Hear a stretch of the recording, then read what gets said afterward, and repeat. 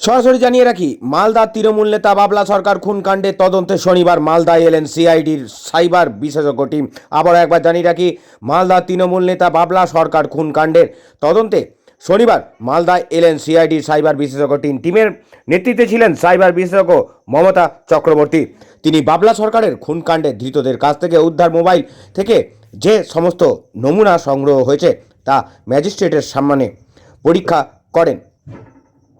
ধৃতরা কাকে ফোন করেছে বা তাদের কে ফোন করেছে সেই সমস্ত তথ্য পেশ করেন। ধৃতদের মোবাইলের সমস্ত চ্যাট খতিয়ে দেখছেন, কারণ এই মামলার মোবাইলের কথোপকথন ও চ্যাট অন্যতম প্রমাণ। এছাড়াও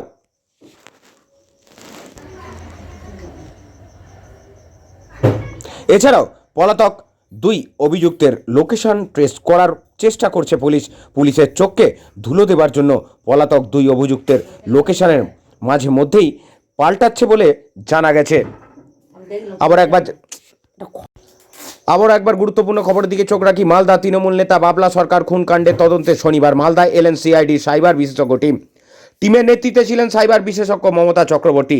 তিনি বাবলা সরকার খুনকাণ্ডে ধৃতদের কাছ থেকে উদ্ধার মোবাইল থেকে যে সমস্ত নমুনা সংগ্রহ হয়েছে তা ম্যাজিস্ট্রেটের সামনে পরীক্ষা করেন।